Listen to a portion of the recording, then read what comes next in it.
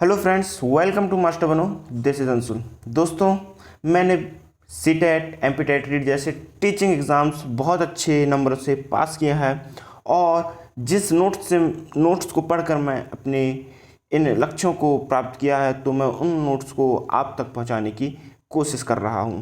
तो दोस्तों, अगर आप चैनल पर नए हैं तो चैनल को सब्सक्राइब कर लीजिए और इस वीडियो को अंत तक ज़रूर देखिएगा और चैनल के साथ साथ इस वीडियो को लाइक भी ज़रूर कीजिएगा। चलिए आज देखते हैं जो आज का टॉपिक है वो क्या है। आज का टॉपिक हम एक विशेष मनोवैज्ञानिक के बारे में बात करेंगे जो हैं पियाजे, है ना। इनसे संबंधित 2 से 3 नंबर अक्सर पेपर में पूछा जाता है, चाहे वो सीटेट की बात हो या कोई भी स्टेट टेट की बात हो।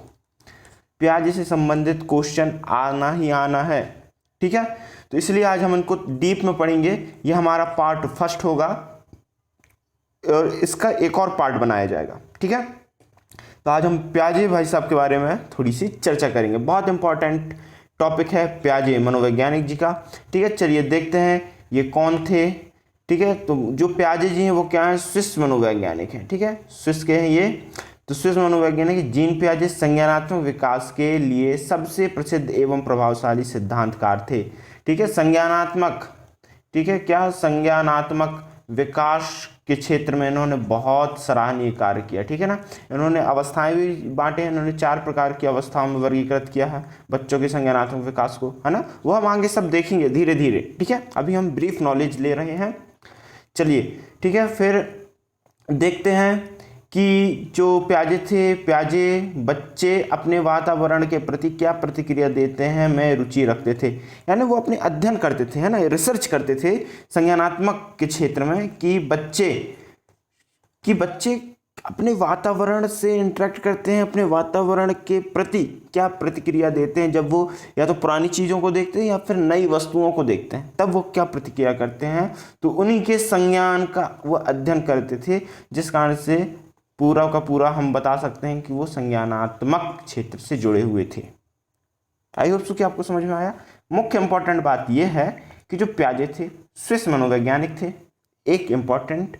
दूसरा इम्पॉर्टेंट इसमें क्या है कि वह संज्ञानात्मक विकास के क्षेत्र में सराहनीय कार्य किए थे। संज्ञानात्मक विकास का सिद्धांत भी इन्होंने प्रतिपादित किया था। और एक बात और जो मैं अभी बातों में बता दिया कि इन्होंने बच्चों के संज्ञानात्मक विकास को 4 अवस्थाओं में बांटा था, ठीक है। अब वो कौन कौन सी अवस्थाएं हैं हम आगे देखेंगे, ठीक है। और इन्होंने कुछ संप्रत्यय दिए थे, वो भी हम आगे पढ़ेंगे। चलिए देखते हैं आगे। लिखा है पियाजे संज्ञानात्मक विकास का एक व्यवस्थित अध्ययन करने वाले पहले मनोवैज्ञानिक थे।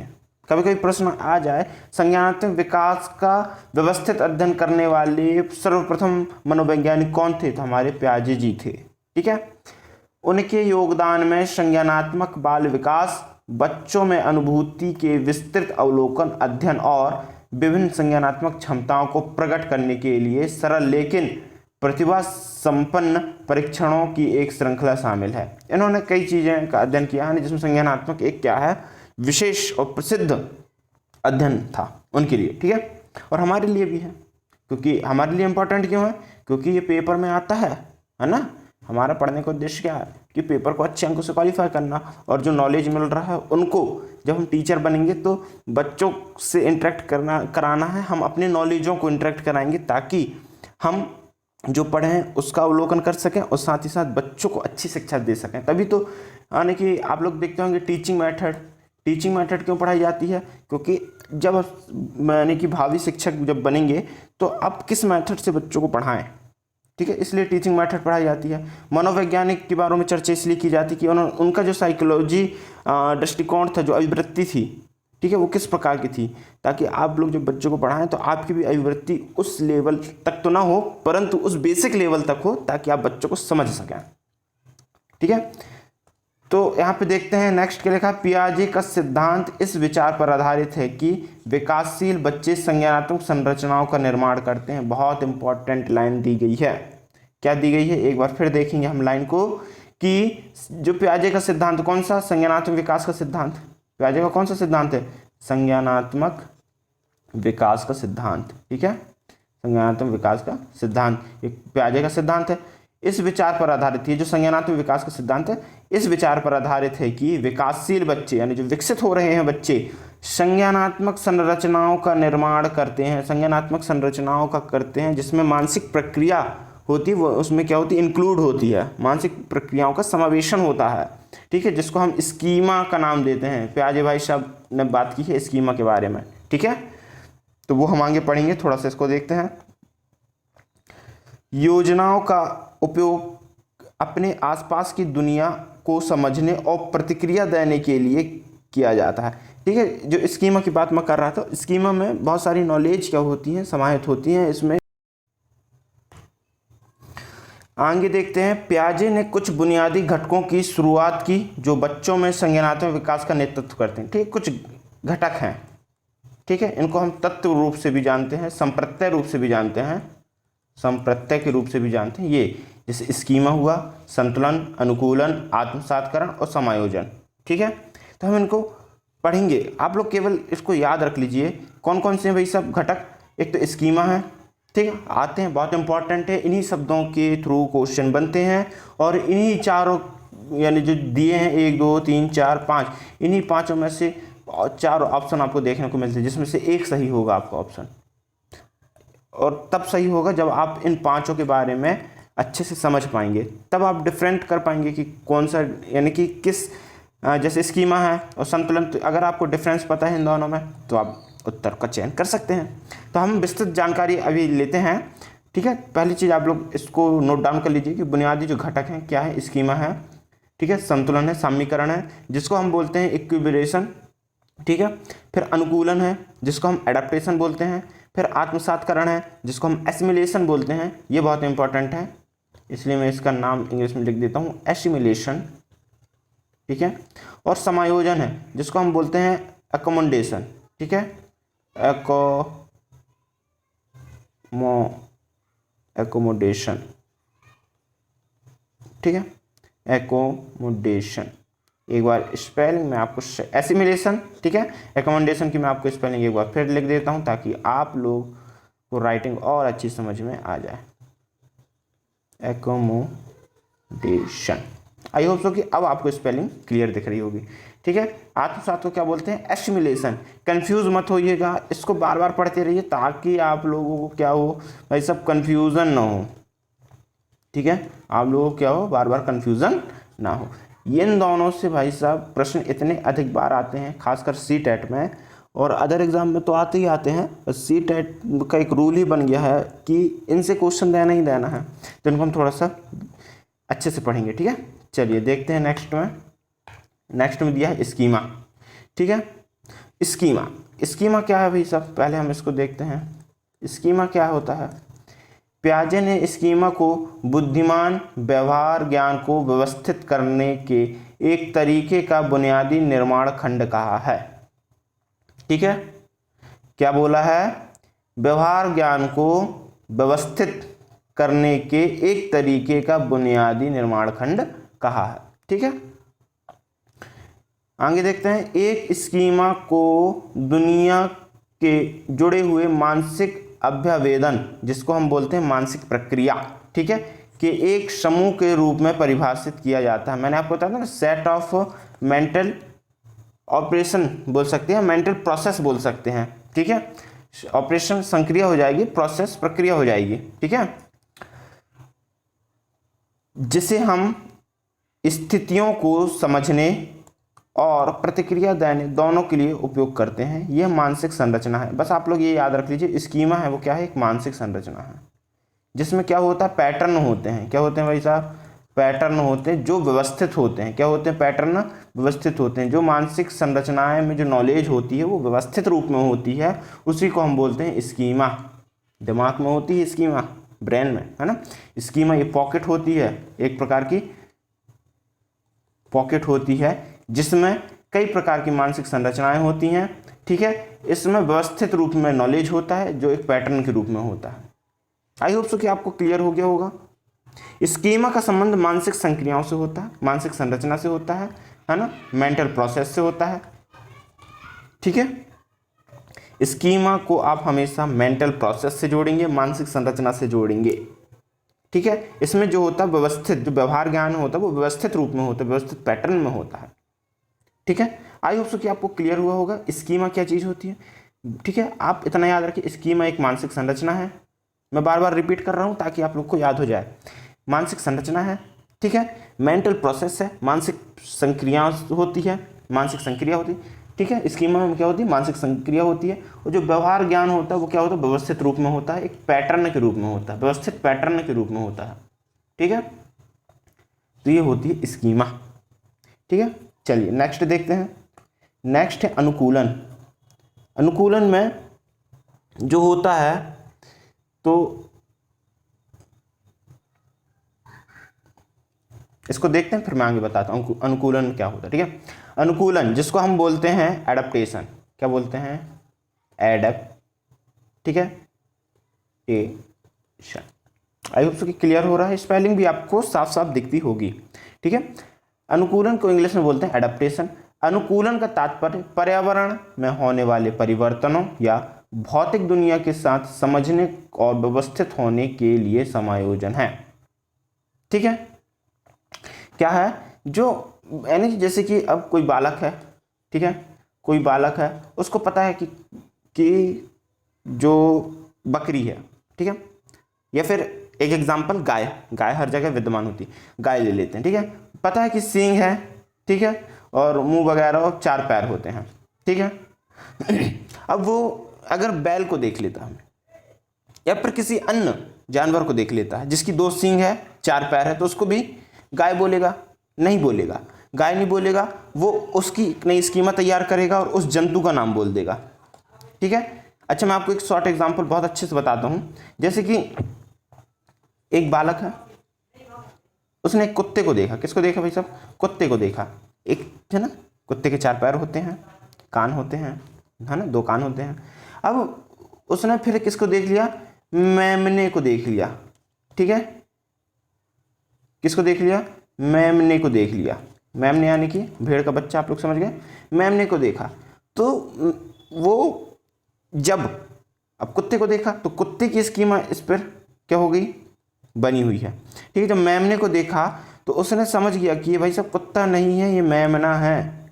ठीक है, एक नई स्कीमा विद्यमान किया उसने। ठीक है, इसमें समायोजन और आत्मसातकरण, अनुकूलन में 2 प्रक्रियाएं होती हैं। एक होती है आत्मसातकरण, एक होती है आत्मसातकरण और एक होती है समायोजन। ठीक है, ठीक है, आगे मैं आपको बहुत अच्छे समझा दूंगा। तो अनुकूलन का मतलब जब इन दोनों परिस्थितियों में, समायोजन आत्मसातकरण में, जब क्या करता है, व्यवस्थित होने के लिए समायोजित करता है। क्या करता है, सब समायोजन करता है, या भौतिक स्थिति में जब वह अनुकूल कर लेता है, उस स्थिति को अनुकूल बना लेता है, तब हम कहते हैं कि वो स्थिति कौन सी होगी, अनुकूलन होगी। जब इन दोनों परिस्थिति में, आत्मसातकरण और समायोजन की परिस्थिति, जब वो अनुकूल हो जाता है या अनुकूल जैसी स्थिति पैदा करता है, तब वो अनुकूलन की स्थिति कहलाती है। अगर आपको समझ में नहीं आ रहा आप कमेंट कर सकते हैं। अनुकूलन क्या होता है, समझ में आ गया? आगे आप लोग और पढ़ेंगे तो अनुकूलन ऑटोमेटिक समझ में आएगा। ठीक है, चलिए नेक्स्ट देखते हैं। नेक्स्ट है आत्मसातकरण, बहुत इंपॉर्टेंट है। एसिमिलेशन, एसिमिलेशन बहुत इंपॉर्टेंट है, इसको मैं स्टार लगा देता हूं, नोट डाउन जरूर कर लीजिए या फिर स्क्रीनशॉट जरूर ले लीजिए इसका। आत्मसातकरण एक ऐसी प्रक्रिया है जिसमें एक बच्चा किसी नई वस्तु या स्थिति से निपटने के लिए मौजूदा स्कीमा का उपयोग करता है। ठीक है, यानी जो स्कीमा पहले से विद्यमान है उसका उपयोग करता है नई वस्तु या स्थिति से निपटने के लिए। ठीक है, आत्मसात करने का अर्थ मनोरम जानकारी और टिप्पणी को एक तरह से दुनिया के वर्तमान स्कीमा के साथ अच्छी तरह से मिलान करना है। ठीक है, चलिए उदाहरण से इसको समझते हैं कि आत्मसातकरण क्या होता है। मान लीजिए कि कोई बालक है, 1 मिनट, मान लीजिए कि कोई ये बालक है। ठीक है, उसने किसको देखा? पहली चीज कुत्ते को देखा। कुत्ते का रंग कैसा था? काला कुत्ता। ठीक, ठीक है, मैं अभी एसिमिलेशन आत्मसात की बात कर रहा हूं। अभी इसके दिमाग में विद्यमान है, जैसे स्कीमा है ना, स्कीमा, तो किस चीज का स्कीमा विद्यमान है? अभी कुत्ते नामक जंतु का स्कीमा इस बालक पर अभी विद्यमान है। ठीक है, वो भी कैसा, काले कुत्ते जंतु का स्कीमा अभी विद्यमान है इस बालक में। ठीक है, अब उसने देख लिया सफ़ेद कुत्ता देख लिया उसने, बालक ने सफ़ेद कुत्ता देख लिया। तो जब उस विद्यमान स्कीमा से जब विद्यमान स्कीमा का उपयोग करता है इस जंतु को देखने में, तो उसको लगता है कि ये कुत्ता ही है, परंतु इसका रंग क्या है, सफ़ेद है। तो इस स्कीमा में जो विद्यमान थी पहले स्कीमा, इसमें कुछ परिवर्तन करता है। क्या करता है भाई साहब, परिवर्तन करता है, स्कीमा में परिवर्तन करता है, कुछ नया ऐड करता है कि कुत्ता काला भी हो सकता है और सफ़ेद भी हो सकता है ना। स्कीमा को परिवर्तन करता है, उसमें कुछ नई जानकारी ऐड करता है, तो इसी को बोलते हैं आत्मसातकरण। ठीक है, इसी को क्या बोलते हैं, आत्मसातकरण। ठीक है, इसी को बोलते हैं आत्मसातकरण, एसिमिलेशन। बहुत इंपॉर्टेंट है, इसलिए मैं आपको बहुत अच्छे समझा रहा हूँ। देखिए इसको एक बार फिर पढ़ते हैं। आत्मसातकरण एक ऐसी प्रक्रिया है जिसमें एक बच्चा किसी नई वस्तु या नई किसी भी चीज़ का, है ना, वस्तु, जानवर, प्राणी, कुछ भी हो सकती है, स्थिति से निपटने के लिए मौजूदा स्कीमा, लिखा ना, मौजूदा स्कीमा जो उसको पहले से विद्यमान है, मौजूदा स्कीमा का उपयोग करता है। आत्मसात करने का अर्थ मनोरम जानकारी और टिप्पणी की एक तरह से दुनिया के वर्तमान स्कीमा के साथ अच्छी तरह से मिलान करना है। ठीक है, तुम जैसे मैं आपको अभी कुत्ते का उदाहरण दिया, ठीक है, तो उसी प्रकार से बालक मौजूदा स्कीमा में कुछ नई जानकारी को ऐड करता है उस स्कीमा को परिवर्तित करता है। ठीक है, एडजस्ट करता है, उसी को बोलते हैं एसिमिलेशन या आत्मसातकरण। ठीक है, चलिए नेक्स्ट देखते हैं। अब आया है समायोजन, इंपॉर्टेंट, बहुत इंपॉर्टेंट। ठीक है, इसको बोलेंगे एकोमोडेशन।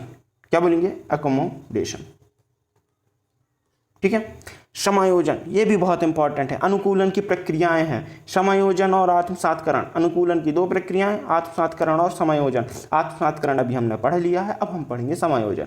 समायोजन तब होता है, कब होता है देखते हैं। समायोजन तब होता है जब मौजूदा स्कीमा ज्ञान काम नहीं करता, ठीक है, और नई वस्तु या स्थिति से निपटने के लिए इसे बदलना पड़ता है। ठीक है, चलिए इसका मैं इंग्लिश में लिख देता हूँ, मिट गया है, एकोमोडेशन। ठीक है, समायोजन में न्यू स्कीमा का निर्माण होता है। प्रश्न आ चुका है, आप लोग कभी भी प्रीवियस ईयर क्वेश्चन उठा के देखेंगे तो ऐसा प्रश्न आ चुका है कि किस प्रक्रिया में नई स्कीमा का निर्माण होता है, तो वो होगा समायोजन, है ना, उसी को इंग्लिश में बोलेंगे एकोमोडेशन। न्यू स्कीमा का निर्माण होता है, देखिए कैसे न्यू स्कीमा का निर्माण कैसे होगा, है ना। चलिए मैं आपको यहीं पे एक एग्जाम्पल के तौर पे समझा देता हूँ। ये कोई बालक है, ठीक है, यहाँ पे कोई बालक है, ठीक, उसने देखा कुत्ते को, है ना, किसको देखा, कुत्ते को देखा। ठीक है, कुत्ता कैसा करता, भौं भौं करता है ना, सभी को पता है। अब कुत्ते की चार टांगें होती हैं, कान होता है। अब उसने देख लिया मेमने को, किसको देख लिया, मेमने को देख लिया, जो एक भेड़ का बच्चा होता है ना। तो जब मेमने को देखा तो उसने क्या सोचा कि कुत्ते जैसे तो हल्का हल्का है, मतलब कि चार पैर भी हैं, ठीक है, उसके दो कान भी हैं, मेमने के भी दो कान हैं, ठीक है, कुत्ते के भी दो कान हैं, कुत्ते के भी चार पैर हैं, मेमने के भी चार पैर हैं, परंतु कुछ भिन्नताएं हैं, जैसे आवाज़ में हो सकती है, चलने में हो सकती है, दौड़ने में हो सकती है, परंतु कुछ भिन्नताएं हैं। तो बालक ये समझता है कि, क्या समझता है कि कुत्ता और मेमना दो अलग अलग चीज़ें हैं। तो ठीक है, तो हमने अभी जब आत्मसातकरण पढ़ा था, तो जैसे कुत्ता काला था और सफ़ेद था, तो उसने जो विद्यमान स्कीमा था परिवर्तन कर लिया था, कुछ विद्यमान स्कीमा में परिवर्तन कर लिया था, ठीक है, परंतु अब पहले से कुत्ते का स्कीमा विद्यमान है, परंतु मेमने का स्कीमा विद्यमान नहीं था। परंतु जब मेमने को देखता है तो मेमने का भी स्कीमा वो क्या कर लेता है, विद्यमान, यानी निर्माण कर लेता है, मेमने का भी स्कीमा को क्या कर लेता है, प्लस कर लेता है, विद्यमान कर लेता है। तो यहाँ पे एक नई स्कीमा का निर्माण होता है, जिसको हम, और इस प्रक्रिया को हम बोलते हैं समायोजन की प्रक्रिया। क्या बोलते हैं भाई साहब, समायोजन की प्रक्रिया। आई होप सो कि आपको बहुत अच्छे समझ में आया होगा, और मेरे को भी लगता है कि मैंने आपको समझाने में कोई कसर छोड़ा नहीं है, ठीक है। समायोजन में क्या होती है, नई स्कीमा का निर्माण होता है, नई स्कीमा का निर्माण होता है। आई होप सो कि आपको अब समायोजन और आत्मसातकरण में कोई दिक्कत नहीं होने वाली, ठीक है। अगर दिक्कत होगी तो कमेंट सेक्शन आपके लिए मौजूद है। नेक्स्ट देखते हैं, संतुलन या फिर साम्यीकरण, या इसी को बोलते हैं इक्विलिब्रेशन। क्या बोलते हैं? इक्विलिब्रेशन। ठीक है, ठीक है, इक्विलिब्रेशन ये आई है। ठीक है, ये इम्पोर्टेंट है पर उतना भी इम्पोर्टेंट नहीं है जितना आत्मसात्करण और समायोजन थे। ठीक है, संतुलन क्या होता है देखते हैं। यदि नई स्थिति को मौजूदा स्कीमा के साथ समायोजित किया जाता है तो उस चरण को पियाजे द्वारा संतुलन के चरण के रूप में संदर्भित किया जाता है जिसमें मौजूदा ज्ञान आधार काम कर रहा है। जैसे कि अभी हमने देखा समायोजन में कुत्ते का स्कीमा विद्यमान था, ठीक, और फिर मेमने के स्कीमा का निर्माण करके उसको भी विद्यमान किया गया। तो इन्हीं प्रक्रिया को जब ये चीज़ें सही होने लगती हैं, है ना, जब ये चीज़ें सही हैं तो इसी को बोल देते हैं संतुलन, इक्विलिब्रेशन। जब ये बराबर रूप से काम कर रहे हैं तो इसी को बोल देते हैं इक्विलिब्रेशन। ये आपको मैं आसान भाषा में समझा दिया हूँ। ठीक है, अगर पढ़ना चाहें तो लिखा नई स्थिति को मौजूदा स्कीमा के साथ समायोजित किया जाता है तो इस चरण को पियाजे द्वारा संतुलन का चरण बोला गया है। ठीक है, जब चीज़ें सही होती है, चीज़ें सही चलती है, ठीक है, तो उसी को बोलते हैं संतुलन, नाम है संतुलन। ठीक है, जैसे कि देखिए जब कुत्ते का स्कीमा विद्यमान था और मेमने को बालक ने देखा, ठीक है, मेमने को बालक ने देखा तो वो घबरा गया। क्या हुआ? घबरा गया कि अरे ये कौन सा जानवर है, कुत्ते जैसा तो है परंतु उससे थोड़ा सा भिन्न है। तब किसी ने बताया होगा, है ना, कि ये मेमना है। तो अब उस नई स्कीमा का निर्माण हो गया। अब देखो, अब वो नॉर्मल हो गया, अब वो संतुलित हो गया। जो उसके दिमाग में हलचल पैदा हो रही थी वो संतुलन के स्थान, संतुलन की अवस्था में होने लगी, है ना। तो इसी को बोलते हैं संतुलन। आई होप सो कि क्लियर हो गया होगा। इसमें कुछ ज़्यादा है नहीं और इसको ज़्यादा कुछ डिटेल में आपको प्रेसराइज्ड होने की ज़रूरत नहीं है, नॉर्मल सी बात है संतुलन। ठीक है, चलिए आज का फ़िलहाल इतना ही था। और आपको एक चीज़ और बता दूँ यहाँ पे जो बहुत इम्पोर्टेंट है वो है डिसेंट्रलाइजिंग। ठीक है, विकेंद्रीकरण, इससे प्रश्न आते हैं। विकेंद्रण, विकेंद्रण को मैं बहुत आसानी से आपको समझा देता हूँ।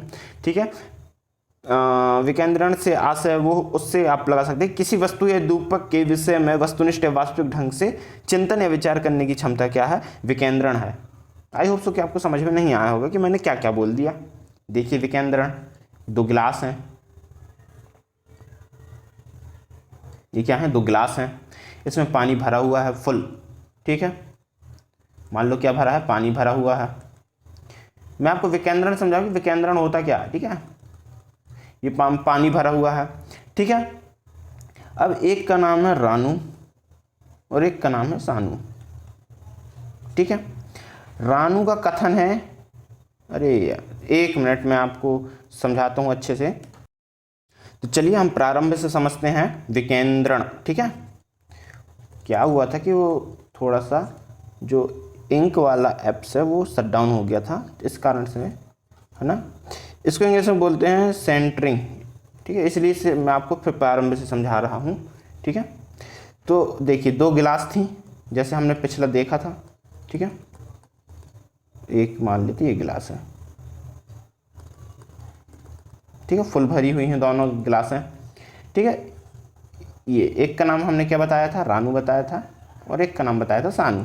ठीक है, ये मान लो ये गिलास ए है और ये गिलास बी है। रानू कहती है कि गिलास ए में पानी कम है और गिलास बी में पानी अधिक है। रानू का क्या कहना है, जबकि मैं आपको बता दूं कि दोनों एक ही लीटर हैं, दोनों क्या है, एक एक लीटर की हैं, एक लीटर की हैं दोनों गिलास हैं। ठीक है, ये भी 1 लीटर है, ये भी 1 लीटर है। अब देखिए बालक में कैसा विकेंद्रीकरण होता है।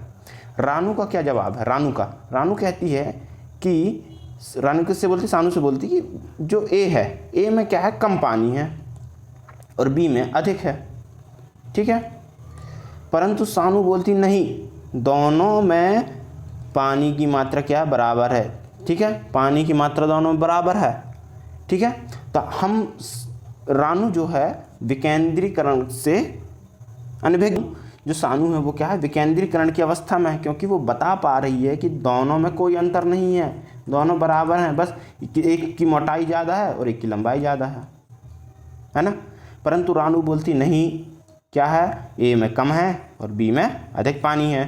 तो विकेंद्रण की अवस्था में रानू नहीं है और सानू जो है विकेंद्रण की अवस्था में है। इसी को बोलते हैं विकेंद्रीकरण। ठीक है। अगर हिंदी में आप जानना चाहें तो ऐसा होगा कि किसी वस्तु या उद्दीपक के विषय में वस्तुनिष्ठ या वास्तविक ढंग से चिंतन या विचार करने की क्षमता। तो जो सानू है वो वास्तविक ढंग से चिंतन और विचार कर पा रही है इन दोनों गिलास के विषय में। आ रही बात समझ में? और जो रानू है वो नहीं कर पा रही है चिंतन वास्तविक रूप से कि वास्तव में है क्या चीज़। ठीक है, वो सिर्फ आकृतियों को देख के रानू बता रही है कि ए में कम है और बी में अधिक पानी है, परंतु जो सानू है वो क्या कर रही है, वो वास्तविक ढंग से चिंतन विचार करके बता सक रही है कि ए और बी में दोनों में पानी क्या है, बराबर मात्रा में है। तो हम बोलेंगे तो इस प्रक्रिया को बोलते हैं विकेंद्रीकरण। आई होप सो कि आपको ये समझ में आया होगा। मैं स्लाइड में लिख नहीं पाया हूँ, परंतु आप स्लाइड में लिखने से ज़्यादा ज़रूरी है आप लोगों का समझना। आई होप सो कि आज की वीडियो आपको अच्छी लगी होगी। इसी प्रकार की वीडियो देखने के लिए चैनल को सब्सक्राइब करें, अपने दोस्तों को शेयर करें, वीडियो को लाइक करें और जो कुछ समझ में नहीं आया उसको कमेंट करें। मिलते हैं अगली वीडियो में। जय हिंद।